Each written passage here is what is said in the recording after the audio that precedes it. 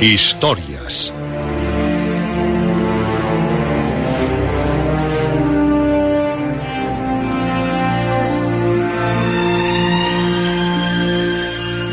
Historias de terror, de aventuras, de suspense, de ciencia ficción.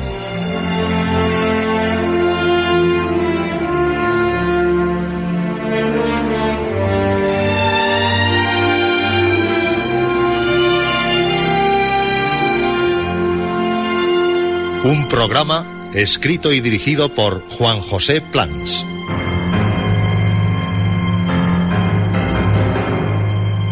Esta noche, ciencia ficción, segunda parte.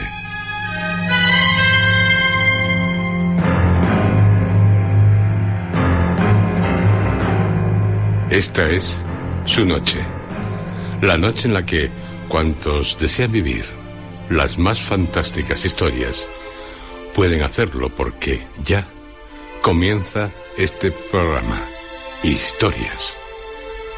Como dijo Jean Cocteau, todo lo que se escribe llega a ser.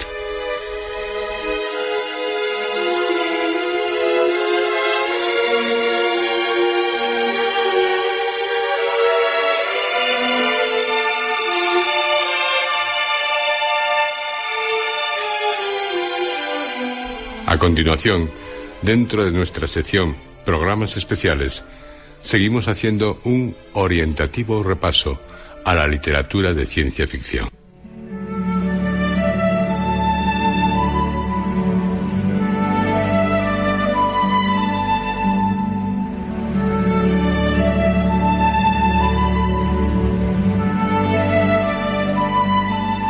Ciencia ficción, con nostalgia, la imaginación disciplinada. Esta es mi particular definición del género.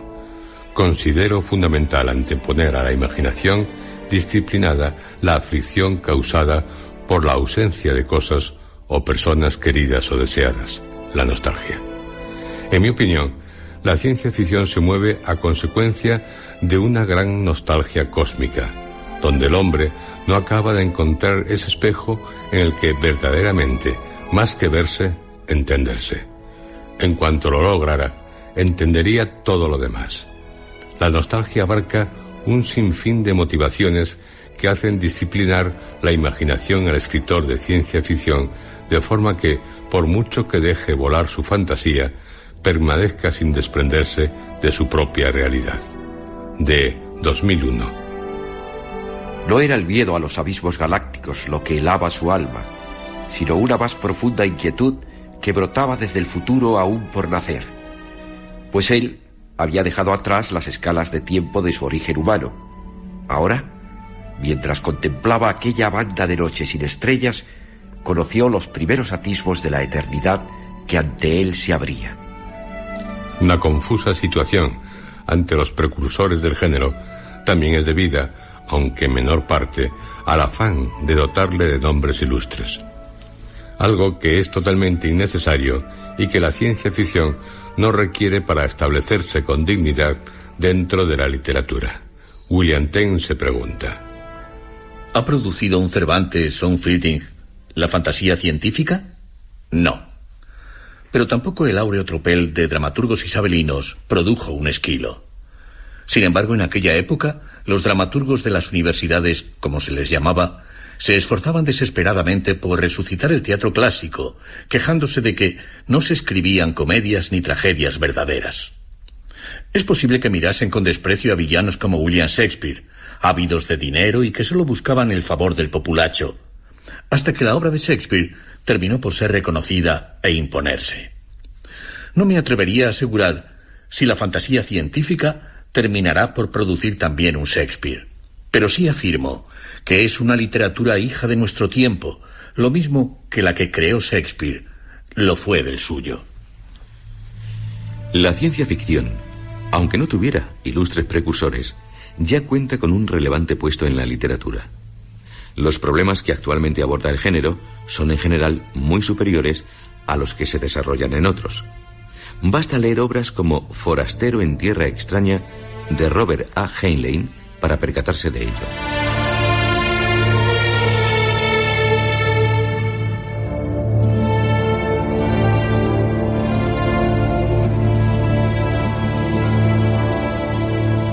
Nos encontramos en una época de grandes progresos científicos. La ciencia, para el hombre moderno, también significa esperanza, y de no menos espectaculares logros tecnológicos. La técnica, prueba capital de creernos actuar en razón de auténtico saber. En un siglo en el que la humanidad ha dado un gran salto, y no solo porque tal cosa dijera el astronauta Armstrong al poner el pie en la Luna, haciendo posible infinidad de cosas que en tiempos anteriores se pensaban inalcanzables o se tomaban como tema de más o menos ociosas especulaciones.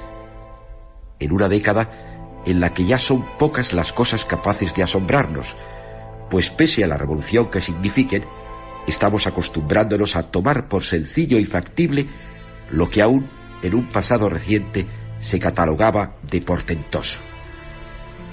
Lo que antes era ficción, ahora es ciencia. Lo que antes era sueño, ahora es realidad. Lo que antes era cábala, ahora es resultado. Y no rechazamos el pensamiento, por lo que esperamos que acontezca en el devenir y gracias a nosotros de que llegará un día en que la posteridad se asombrará de que hayamos ignorado cosas que entonces parecerán tan claras, como dijo Séneca hace 2000 años, profetizando y desafiando así a los reaccionarios e inmovilistas que le eran contemporáneos. Aunque igualmente es cierto lo que dice Georgi Babat, investigador. Las ideas del científico, las del inventor, pueden proyectarse hacia el futuro, pero es necesario para ello que afirme sus plantas en la realidad de la Tierra. En la historia de la técnica ha habido casos en que inventos brillantes han tenido corta vida. Son muchas las ideas creadoras, son muchas las semillas del futuro que maduran hoy en la ciencia, en la inventiva, pero no todas dan brotes. No obstante, los progresos científicos y tecnológicos llevados a cabo en nuestro siglo no dejan lugar a dudas a las incontables, quizás infinitas posibilidades que tiene el hombre en el futuro. Progresamos, palabra que parece contener algo de magia. Creamos, evolucionamos. Todos estamos de acuerdo en esto, no cabe el negarlo. Es algo que se comprueba fácilmente no cada año o mes, sino cada día. Pero hay algo que no marcha bien, que no está acorde con lo dicho, que desentona o que no va a tono, y por cierto desafina de forma muy estridente. Porque mientras por una parte se engrandecen nuestros conocimientos y posibilidades, o al menos eso parece, por otra nos quedamos estancados, o lo que es peor, retrocedemos. Baste mencionar algunos ejemplos, como aquella represión sangrienta en la que más de 400 personas fueron muertas a martillazos en la provincia de Acholi, en Uganda. Cómo recuerda crueles torturas que parecen renacer de antiguos y oscuros siglos. O esa especie de eslogan que utilizan los terroristas de Belfast y que reza: un tiro, un muerto, con ánimo de cundir efectos desmoralizadores más que ahorro de municiones. Cada cual puede hacer su particular lista de horrores. Horrores humanos, y qué pena tener que decirlo, de esos que a diario se tiene noticia. En efecto, algo no marcha bien. La ciencia ficción es consciente de esta paradójica situación. No está ajena a los problemas humanos. Es más, me atrevo a decir que se dedica plenamente a ellos, pero desde su perspectiva. De ahí que su visión sea tanto optimista como pesimista según los temas que afronta. El optimismo de la ciencia ficción es más manifiesto en los relatos de escritores soviéticos. El pesimismo es más patente en los autores occidentales. Mercaderes del espacio, de Frederick Pohl y M.C. Kornbluth, nos presenta un caótico mundo dominado totalmente por la publicidad. ¿Testimonio ya de un presente? Efremov, en El corazón de la serpiente, continuación de su famosa novela La nebulosa de Andrómeda, trata del contacto de un futuro de los hombres con seres llamados grandes galácticos, también dispuestos a un amistoso y fructífero encuentro. Algo bien distinto a, por ejemplo, los ya casi míticos marcianos de H.G. Wells, llegados a la Tierra con la intención de exterminar la raza humana. No obstante, ese pesimismo o optimismo de la ciencia ficción, que ciertos estudiosos destacan en sus comentarios, no me parece una de las cualidades más representativas del género, sino que se rezuma en todos los géneros. Vázquez Montalbán dijo: una actitud sana ante la ciencia ficción es aceptarla tal cual es, como un hecho cultural rigurosamente actual, más hijo del saber y el gusto de nuestro tiempo que de una lógica literaria.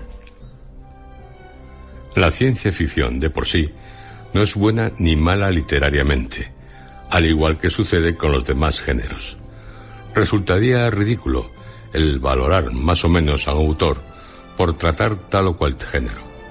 Los géneros en sí no tienen suficiente entidad como para hacer que una obra, por el mero hecho de pertenecer a ellos, por responder a esas arbitrarias fronteras alrededor de ellos se han trazado, sea buena o mala. Las obras tienen o no calidad sin necesidad de ser relacionadas con los géneros. De ahí que una novela de ciencia ficción es buena o mala, no en perspectiva de su género, sino por el autor que la ha escrito. No es necesario, por tanto, otorgar a Asimov o Bradbury ilustres precursores para llegar a la conclusión de que son magníficos autores. La ciencia ficción responde a las interrogantes que nos formulamos en nuestro siglo, sirviéndose de unas extrapolaciones por las que dejar plasmadas las inquietudes del género humano, principalmente intelectuales.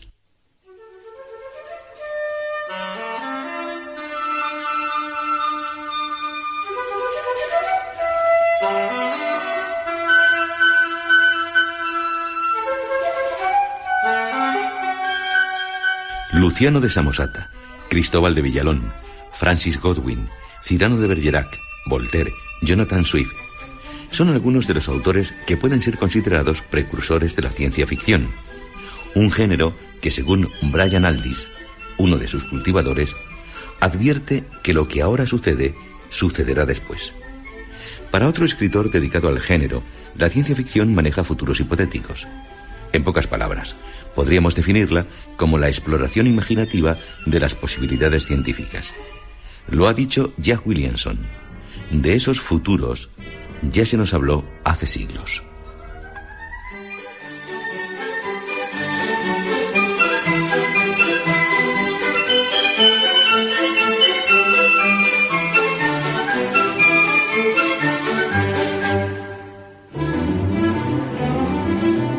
En general, cuando se hace referencia a los precursores de la ciencia ficción, es casi obligado remontarse hasta aquel gran escritor satírico, retórico, sofístico, filosóficamente inclinado a las escuelas del cinismo y del epicureísmo, como fue Luciano de Samosata.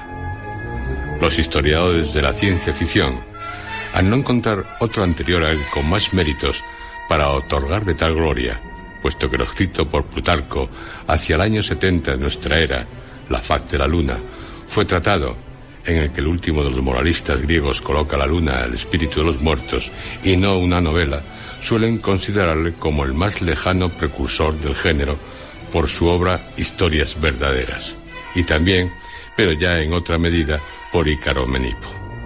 Realmente, atendiendo en mayor medida a Historias verdaderas que a Ícaro Menipo, lo que escribiera el que en la posteridad tendría tanta influencia en la época del Renacimiento puede ser catalogado con gran dificultad como perteneciente a la ciencia ficción, aún de forma remota. No obstante, creo que lo más honrado es nombrarle en razón a quien imaginó un más que fantástico, imposible viaje a la luna. Además, sirve para dejar constancia de que ya en el mundo antiguo se llegó a desarrollar un tema con una muy relativa semejanza a los que posteriormente serían incluidos dentro de la ciencia ficción.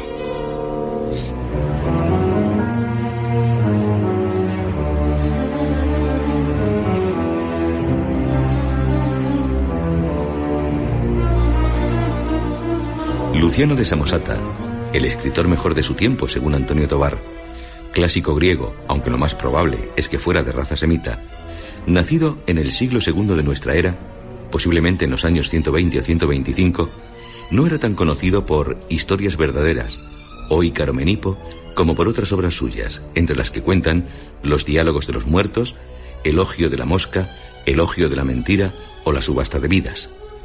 En cambio, con la ciencia ficción en el presente, Historias verdaderas es su creación más nombrada, principalmente muy comentada al llevarse a cabo el viaje que permitiría a los astronautas poner por primera vez la huella del hombre en la Luna. Es una crítica despiadada contra aquellos que relataban viajes que jamás habían realizado o describían tierras que nunca habían conocido y que, por si fuera poco, eran totalmente inexistentes. Luciano de Samosata sabía que no podría poner término a lo que encima era tan del agrado de la gente. Pero al menos, contra la mentira abierta y descarada, encararía su aguda y temida burla. No se trataba de ir en contra de invenciones fantásticas, puesto que también él se servía de la fantasía, sino en contra de aquellas falsedades que pretendían hacer pasar por verdades. Ya en su obra, sobre la manera de escribir la historia, había dejado clara su postura ante lo que consideraba un fraude. Este trabajo lo complementó con Historias verdaderas. Con esta obra pretendió, al igual que hiciera Miguel de Cervantes con Don Quijote de la Mancha, una parodia de los libros de caballerías, ridiculizar a los falsos viajeros. Así, puesto a inventar tierras y viajes, elevó su imaginación a cotas más altas que los demás autores. De ahí que antes haya subrayado lo de viaje imposible, porque se trataba de demostrar la imposibilidad no solamente de lo que él relataba, sino también de lo que contaban los demás. No obstante, por si alguien era lo suficientemente ingenuo para tomar por real su fantástico viaje, advirtió: ahora bien, mi manera de mentir es mucho más honrada, pues por lo menos en un punto seré verídico, a saber, en confesar que soy un embustero. De este modo, es decir, empezando por confesar yo mismo que nada voy a referir que sea verdad, supongo que escaparé cuando menos a las censuras. Voy a contar cosas que no he visto, que no me han ocurrido, que no he oído de la boca de otro. Cosas, en fin, que no solamente no existen, sino que ni siquiera pueden existir. Por consiguiente, los que las lean no deben concederles fe alguna. Historias verdaderas es una gran obra con relevante intención crítica. Digamos que en esto es en lo que más se asemeja a la ciencia ficción actual, basada principalmente en una fuerte denuncia de nuestra sociedad.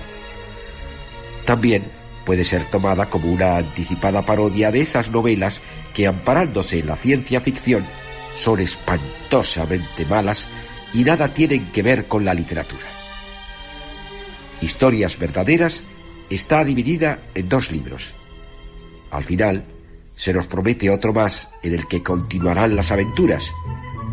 Pero esto no es otra cosa que dar término a la obra con una mentira más.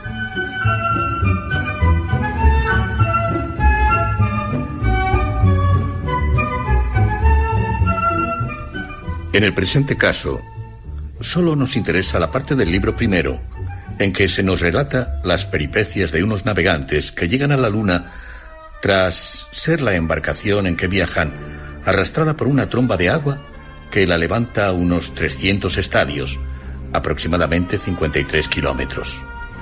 Tras volar durante 7 días, al 8º llegan a la Luna.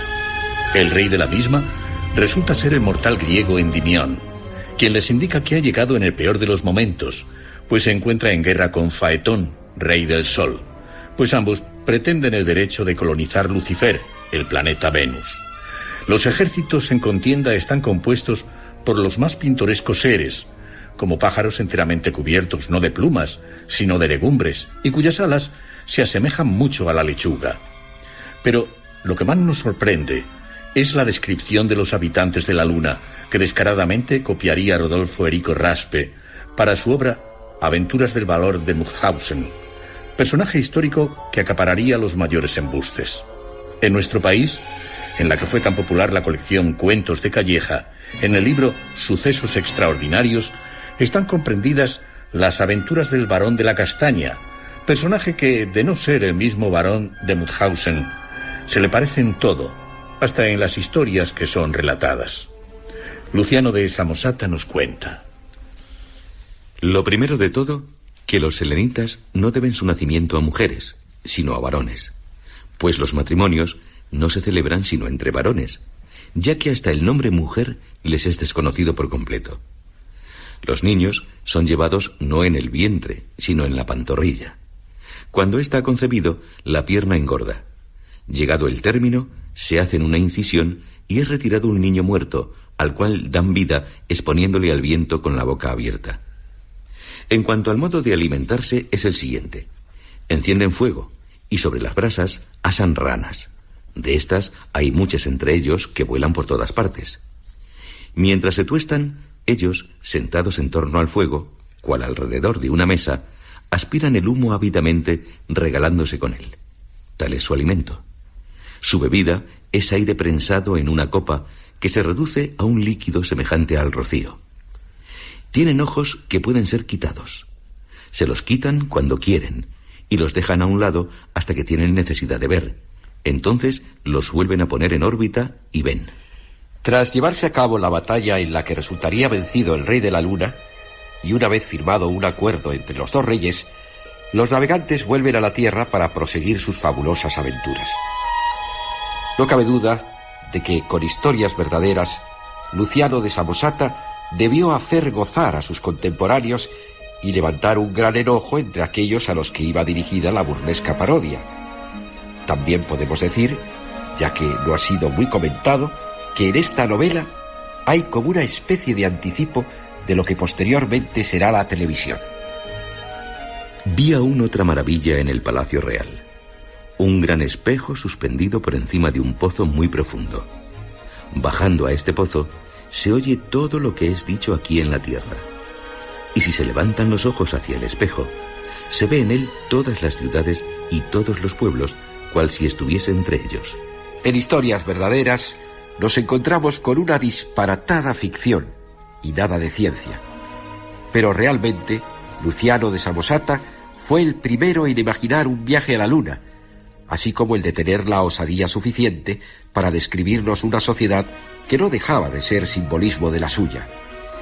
Igualmente, esos extraños seres que nos describe, hombres pájaros y hombres plantas, que no eran conceptuados como monstruos en su época, harán posteriormente aparición en no pocas novelas de ciencia ficción, y mucho en los cómics.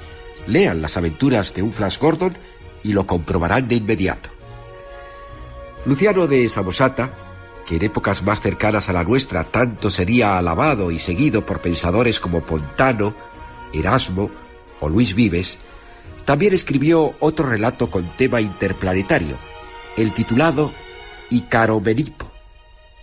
En él se nos relata las peripecias de un hombre que llega a la luna tras arrancar un ala a un buitre y otra a un águila. Lanzado a los aires desde el monte Olimpo, no solamente llegará a la luna, sino que también alcanzará lugares lejanos al sol. Pero los dioses, tomando a mal su incursión por lugares que consideran prohibidos para los mortales, ordenarán a Hermes que le acompañe a la tierra, donde será privado de las alas para que no intente nuevos y semejantes viajes. La diferencia entre historias verdaderas e Icaromenipo radica en que, mientras los navegantes alcanzan la luna sin desearlo, Icaromenipo lo hace por voluntad propia. Yo, pues, como considerase y viese todas las cosas que son en la vida de los mortales, y las hallase vanas, caducas y no duraderas, de poco efecto, y que se truecan y mudan, así como son riquezas, señoríos y prelados, dejélas todas menospreciándolas, y volvíme a las cosas que son verdaderamente buenas, y esforcéme a salir de las tinieblas y de poder venir al conocimiento de la naturaleza de todas las cosas. El Crotalón, atribuida a Cristóbal de Villalón, Sigue la misma línea que Ícaro Menipo, llegando a la imitación, como confesó su propio autor. No obstante, difiere esencialmente debido a su visión cristiana de las cosas, aunque la temática sea muy semejante. La obra es de interés, pero no por razones de ciencia ficción, y sí de literatura fantástica. Algo igual se puede decir del Diablo Cojuelo, de Luis Vélez de Guevara, y de los curiosos viajes del licenciado Torralba, recordado por Don Quijote a lomos de clavileño. Dice a Sancho: no hagas tal, y acuérdate del verdadero cuento del licenciado Torralba, a quien llevaron los diablos en volandas por los aires. Nicolás de Cusa, allá por el siglo XV, escribió De la docta ignorancia, obra en la que se hace referencia a la luna. Nos dice que los habitantes de nuestro satélite natural son menos inteligentes que los del Sol, llenos de luminosidad y más que los terrestres. Pero de mucho más interés es el viaje a la luna de Astolfo, que aparece en el canto 34 de Orlando Furioso, de Ludovico Ariosto. Astolfo descubre en la luna ríos, montañas y ciudades diferentes a las nuestras.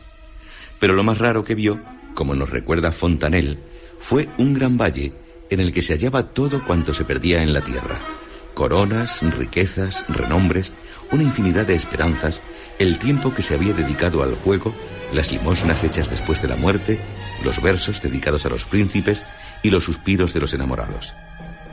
El canto 34 de Orlando Furioso, así como la obra Conversaciones sobre la pluralidad de los mundos, que lo alaba, pondría de mal talante al abate Lorenzo Hervás y Panduro, tal como se aprecia en su libro Viaje estático al mundo planetario, publicado en 1793. En esta obra, el jesuita expulso tiene capítulos dedicados a los planetícolas o habitantes de otros planetas, una muestra de lo que en el libro se nos relata. Siendo tan inflamados los espíritus vitales de los hermícolas, estos serán vivos, ligeros y activos en todas sus acciones corporales y mentales, como si fueran otros tantos rayos. El grande ardor los tendrá siempre en continuo movimiento. La asamblea más pacífica de hermícolas parecerá a los terrícolas una ligerísima contradanza. Ellos no pueden estar 2 minutos sin saltar, bailar o correr y hacer gestos con todos sus miembros. El más ridículo mono puede poner una escuela de seriedad en Mercurio. Algunas veces, leyendo Viaje estático al mundo planetario, se nos antoja que inspiró al Georges Méliès de los filmes Viaje a la Luna o a la Conquista del Polo.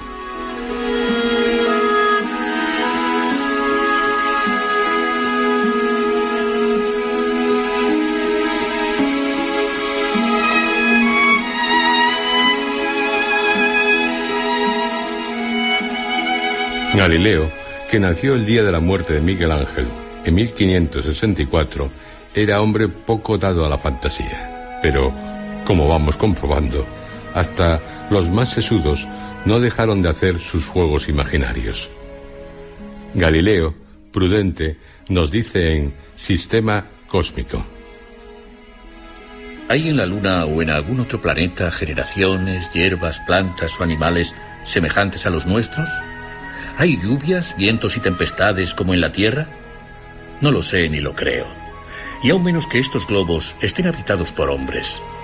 Pero no obstante, de que no se engendrase en ellas nada semejante a lo que existe entre nosotros, no veo que haya necesidad de inferirse que allí no se encuentra nada sujeto a cambio, y que no puedan haber allí cosas que modifiquen, que se engendren, que se disuelvan, y no solo diferentes de las nuestras, sino muy lejanas de nuestras ideas, y en resumen, del todo inconcebibles. Más o menos, Galileo en su siglo opinaba lo que hoy declaran la mayoría de los científicos.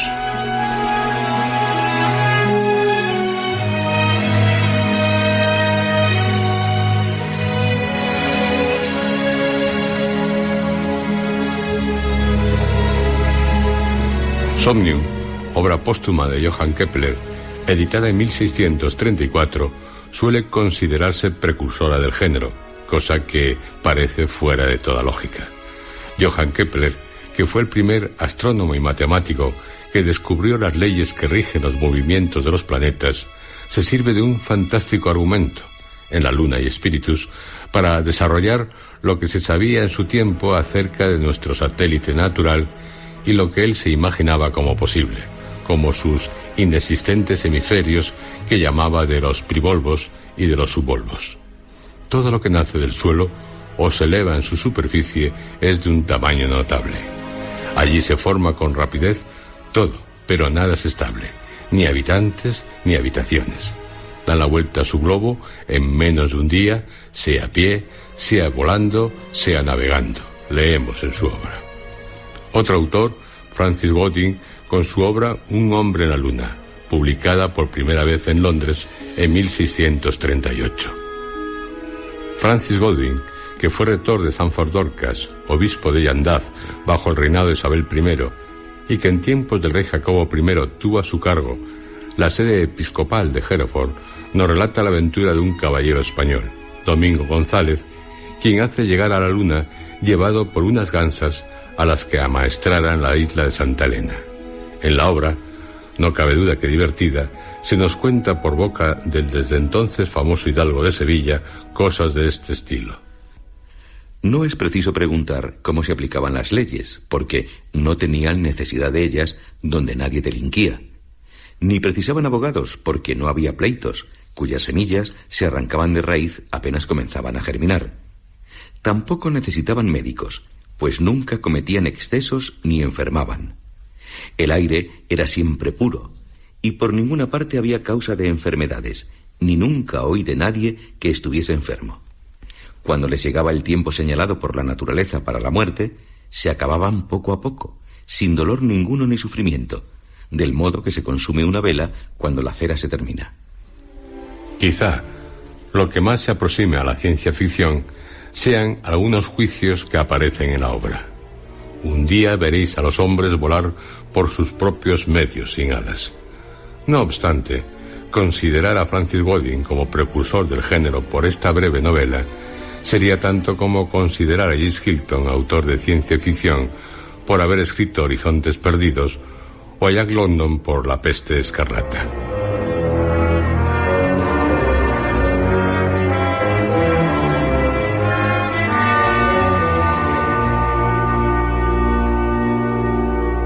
Tras mencionar a John Wilkins, autor del descubrimiento de un mundo en la luna, damos entrada a Cyrano de Bergerac.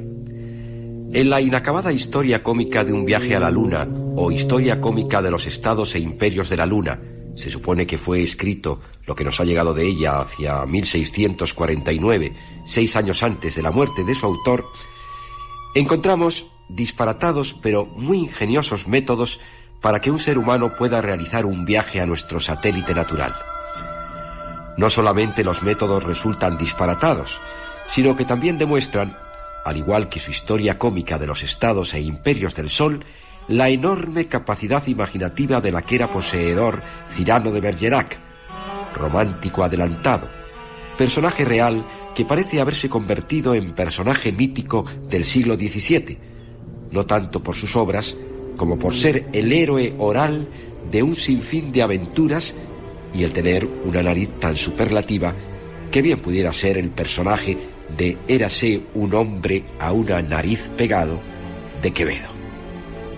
H.L. Gold, en la revista Galaxy Science Fiction, ha escrito: a menudo, leyendo historias antiguas de ciencia ficción, podemos hacernos una idea tan clara de cómo era la sociedad del tiempo en que fueron escritas, que para conocerlas bien, no habrá necesidad de recurrir a la lectura de novelas de la época o a estudios históricos. Pocos géneros literarios revelan tan explícitamente como la ciencia ficción los deseos, esperanzas, temores, inquietudes y tensiones de una época y definen sus contornos con tanta precisión. Si Tomás Moro escribió Utopía para poder hablar de la sociedad inglesa de su tiempo sin peligro de que los censores le acecharan, pues todo estaba trasladado a un extraño país, lo mismo Cyrano de Bergerac hizo en las obras mencionadas. La crítica social y política debe recurrir a subterfugios para manifestarse, dicen Alejo de Thiers y J. Davis en Antes de que la ciencia fuera ficción. Esto es lo que llevó a cabo Cyrano de Bergerac, como otros muchos autores del pasado, del presente y sin duda del futuro. ¿Qué intentó, pues, Cyrano de Bergerac? ridiculizar los países que él conocía, principalmente el suyo. Los agudos lectores se percatarían de ello, y el autor, a la par con este juego, se vería libre de los censores. Cyrano de Bergerac, con un estilo algunas veces descuidado, siempre sencillo, escribió unas obras que con los siglos cada vez ganan más en interés. Su fantasía le hace destacar de entre sus contemporáneos.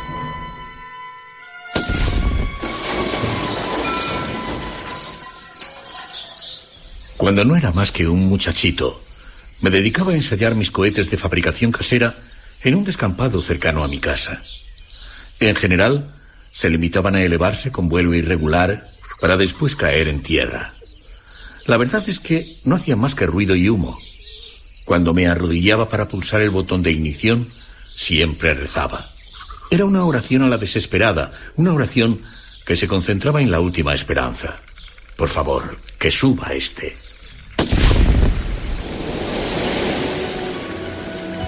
Es curioso comprobar cómo Wernher von Braun, más conocido como uno de los padres de la astronáutica, tuvo en parte su principal predecesor en Cyrano de Bergerac. El primero, trabajando con medios científicos. El segundo, desbordando su fantasía. Pero, ¿hasta qué punto podríamos intercambiar la ciencia del uno en la fantasía del otro y viceversa? Patrick Moore, en su ensayo, dice: de los petardos de Cyrano solo hay un paso al cohete de Wernher von Braun, aunque Cyrano no podía prever las consecuencias de lo que había imaginado. Su propósito no era escribir un tratado científico disfrazado de novela, y en realidad tampoco le hubiera sido posible hacerlo, aunque hubiese querido. Únicamente estaba interesado en la fantasía como tal, y se hubiera acostumbrado al conocer que había tropezado con una verdad fundamental, que con cohetes, y solo cohetes, puede el hombre trasladarse en el vacío. Desde luego, Cyrano de Bergerac no tuvo que suplicar, como Wernher von Braun, ese «por favor, que suba este». Pero sí, al escribir la obra, estaba dispuesto a envolver sus disparates en una dosis de verosimilitud, suficiente al menos para que sus ingeniosos métodos ascendieran como los cohetes que construía en la niñez Wernher von Braun, científico que, al igual que otros, Clarke, Asimov, no ha dudado en escribir novelas de ciencia ficción como Primer viaje a la luna. Pese a todo, no nos atrevemos a decir que Cyrano de Bergerac, a no ser de una forma muy remota, sea un precursor de la ciencia ficción. El hijo del huésped llamó a su padre para saber qué hora era, y habiéndole contestado que eran las 8 dadas, le preguntó lleno de cólera por qué no les había avisado a las 7 como él mandó, que ya él sabía bien que las casas salían al día siguiente y que las murallas de la ciudad ya se habían puesto en camino.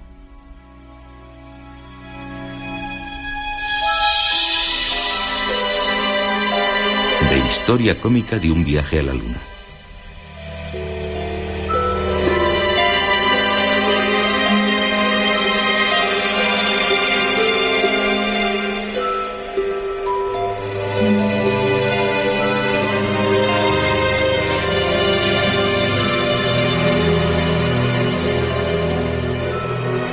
En Micromegas de Voltaire, publicado en 1752, se nos relata la llegada de un extraterrestre a nuestro planeta. El personaje, proveniente de Sirio, resulta ser gigantesco, tanto de cuerpo como de mente. El principal asombro que le causan los seres humanos es el que pueden estar dotados de inteligencia, puesto que no comprende que en cuerpos tan pequeños pueda albergarse el uso de razón. En Micromegas se nos dice: el enano, que juzgaba a veces con demasiada precipitación, decidió al instante que no había nadie en la Tierra. Su primera razón era la de que no había visto a nadie. Micromegas le hizo ver cortésmente que aquello era razonar bastante mal. «Porque no veis con vuestros ojillos», decía, «estrellas de la 50ª magnitud que yo percibo muy distintamente, ¿inferís de eso que tales estrellas no existen?» También son mencionados como precursores del género autores como Spencer, Talus, Marianne de Lunier, Viajes de Milord Seton a las 7 planetas, u obras como Primera, Segunda y Tercera Relación del viaje hecho a la Luna por M, de autor desconocido. pero a mi juicio, los más claros precursores del género son Jonathan Swift con Los viajes de Gulliver y Mary Shelley con Frankenstein, más la segunda que el primero.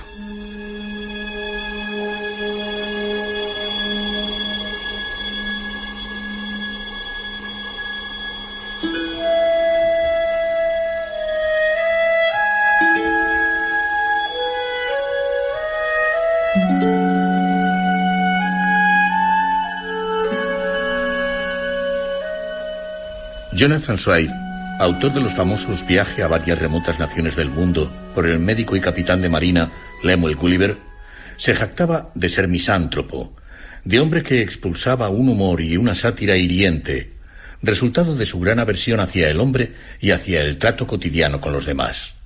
Decía a su amigo Pope: el objeto que me propongo en mis escritos es vejar al mundo más bien que divertirlo.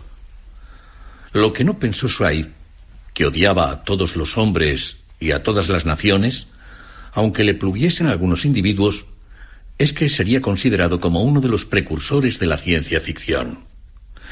Es una lástima que su obra más importante sea en su texto íntegro tan poco conocida en la actualidad. De Viajes de Gulliver se han hecho infinidad de versiones, y no pocas mutilaciones en las exclusivas para los niños. En una nota al estudio preliminar que dedica J. Farrán y Moyoral a la obra, se indica: algunos traductores, sugestionados por las propias impresiones, olvidan a menudo estas normas y sustituyen las palabras cultas o abstractas de Swift, que nunca son raras ni oscuras, por palabras pintorescas o infantiles. Descomponen con frases movedizas la belleza severa de sus líneas. Tanto en Viaje a Lilliput como en Viaje a Brodignac, Jonathan Swift nos presenta al hombre como un ser disminuido, porque aunque los habitantes de Lilliput sean pequeños seres ante él, estos encarnan a la humanidad y no Gulliver. Lo contrario ocurre en Brodignac. El viaje al país de los Wiggins ha sido motivo de grandes discusiones. Thackeray protestó: en cuanto al humor y desarrollo de esta famosa fábula, supongo que nadie la leerá sin admirarla. En cuanto a su moral, la juzgo horrible, vergonzosa, inhumana, blasfema. Y por grande y gigante que Gulliver sea, yo digo que debemos destruirla.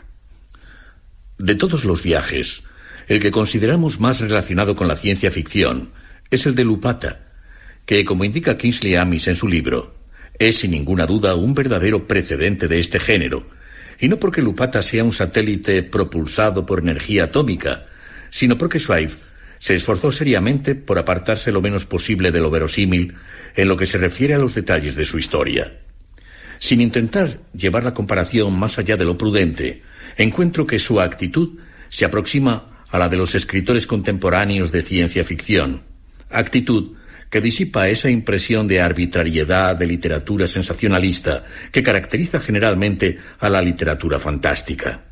Igualmente, de Jonathan Swift, como procedente del género, podemos mencionar una modesta proposición para evitar que los hijos de los pobres de Irlanda sean una carga para sus padres o su país y para hacerlos útiles al público.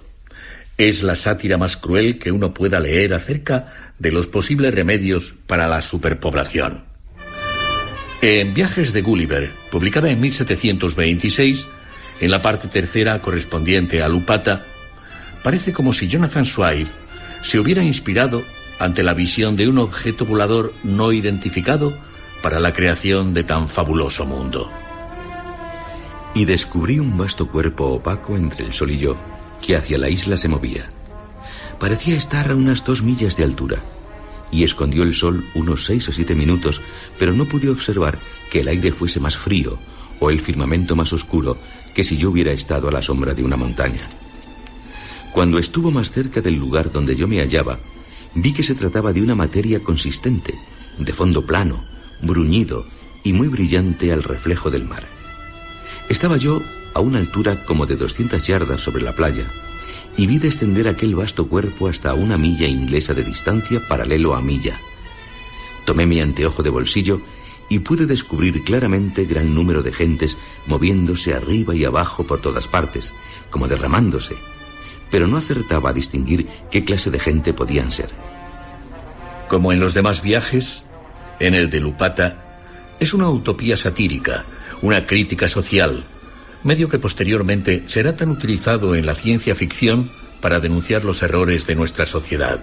Por ejemplo, aunque son muy diestros sobre el papel, en el manejo de la regla, el lápiz y el compás, en su conducta en los actos corrientes de la vida, no he visto gente más desmañada, torpe, inhábil, ni tan perpleja y cerrada al concepto de cualquier materia, excepto las matemáticas y la música.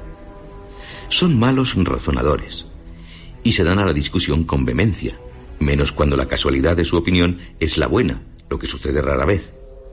Enteramente extraños a la imaginación, la fantasía y la invención, no hay palabras en su lengua con las que puedan expresarse tales ideas, y sus pensamientos y su inteligencia se encierran en las dos ciencias arriba mencionadas. Las características de la isla flotante que nos describe Jonathan Swift son dignas de las mejores páginas del género, en los tiempos en que los autores demostraban una especial predilección por presentarnos con la máxima fidelidad posible los artefactos que ellos mismos habían creado con su fantasía.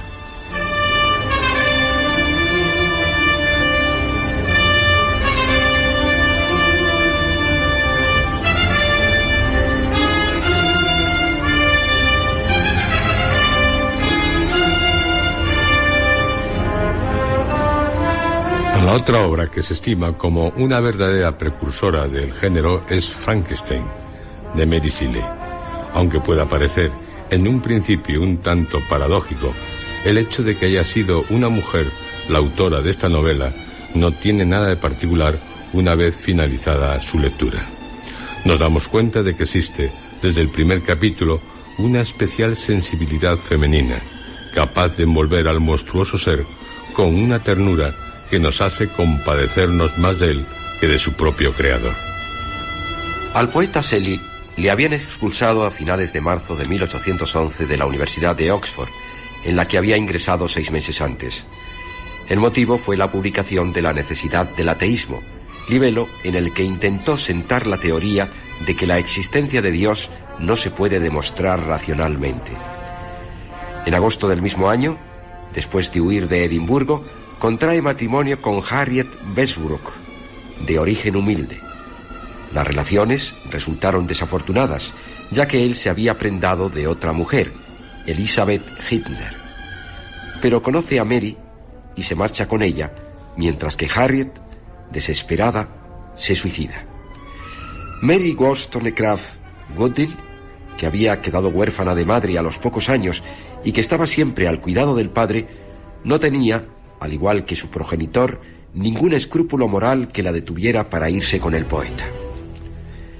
Percy B. Shelley había sido, en su primer período creacional, un entusiasta seguidor de las novelas negras o góticas, Tales of Terror, interesándose de una especial manera por todo aquello que concernía a la ciencia en su aspecto más fantástico. Zastrozzi y St. Irwin fueron 2 obras escritas en esta época, pertenecientes al mencionado género y en las que el poeta, que más tarde se preocuparía por otros temas, seguía fielmente los cánones de lo negro. La afición primeriza quedó para siempre grabada en él y la transmitió a Mary Shelley.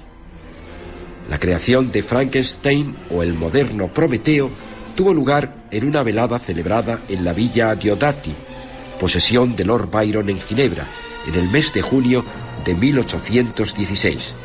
Algunos autores señalan el día 16. En la mansión se hallaban reunidos Byron, Polidori, Jane Clermont, Shelley y Mary. Esta, en el prólogo a su obra de la edición inglesa de 1831, nos cuenta. Durante el verano de 1816 hicimos un viaje a Suiza y nos tocó ser vecinos de Lord Byron. Al principio pasábamos horas placenteras en el lago o errando por las orillas. Lord Byron, que por entonces escribía el 3er cántico de Childe Harold, era el único de nosotros que trasladaba sus ideas al papel. Pero el verano se hizo húmedo, poco propicio, y a menudo una lluvia incesante nos confinaba durante días enteros en la casa. Cayeron en nuestras manos algunos volúmenes de historias de espantos, traducidas del alemán al francés. Estaba allí la del amante inconstante, quien al creer abrazar a la novia, a quien había dado su palabra, se encontró en brazos del espectro de aquella a la que había abandonado. Cada uno de nosotros escribirá una historia de fantasmas, dijo Lord Byron, y su propuesta fue aceptada. Yo me ocupaba de pensar en una historia, en una que rivalizara con aquellos que nos habían hecho poner manos a la obra. La mía habría de ser una que hablara de los misteriosos temores de nuestra naturaleza y que causase horror. Mi imaginación, espontáneamente, me poseía y me guiaba, prestando a las imágenes que sucesivamente desfilaban por mi pensamiento una vida que iba a más allá de los límites habituales que se alcanzaban en los sueños. Vi, con los ojos cerrados, pero con la agudeza de la visión mental, al pálido estudiante de artes vírgenes, arrodillado junto al objeto cuyas partes había unido. Vi al horrible fantasma de un hombre estirarse, movido por alguna poderosa maquinaria. Daba señales de vida y se agitaba con movimientos torpes, casi vitales. Debía ser algo aterrador, pues en grado sumo habría de serlo el efecto producido por cualquier obra del hombre que remedase el formidable mecanismo ideado por el creador del universo. El artista se sentiría horrorizado ante su propio éxito y huiría de aquella que había nacido entre sus propias manos. Alimentaría la esperanza de que, abandonándolo a sus propios recursos, la débil chispa de vida que le había comunicado acabaría por extinguirse. Mary Shelley acababa de crear a uno de los más famosos personajes de la literatura universal, Frankenstein. En principio, totalmente poseída por la idea, pensaba escribir un relato de unas cuantas páginas, pero Shelley, una vez conocida la historia, la instó para que no desperdiciara la ocasión de hacer una novela. Posteriormente, escribiría otra también relacionada con la ciencia ficción, El último hombre. ¿Mantendrá la Tierra aún su lugar entre los planetas? ¿Viajará con regularidad alrededor del Sol, solitaria? ¿Quedarán inmóviles las montañas y seguirán los arroyos su curso hacia los vastos abismos cuando el hombre, dueño, poseedor, receptor y testigo de todas estas cosas, haya desaparecido, cual si nunca hubiera existido? ¡Oh, qué gran burla es esta!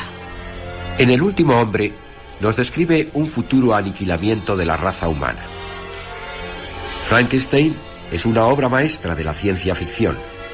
Su temática, muy deformada por las versiones cinematográficas hasta el punto de que no logramos identificar a la criatura de la novela con la que se nos presenta en el llamado séptimo arte, sería posteriormente muy seguida, principalmente a partir de las transformaciones de homúnculus en robots.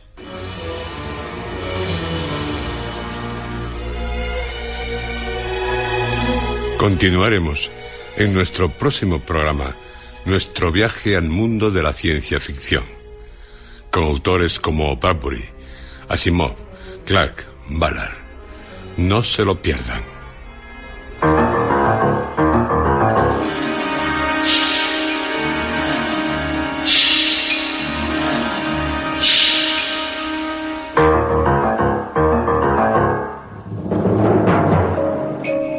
Han escuchado ustedes dentro de la serie Historias Ciencia Ficción, segunda parte. Este guión ha sido interpretado por Juan José Plans, José Antonio Ramírez, Javier Lostalé, Luis Alonso Carrasco y Lourdes Guerras.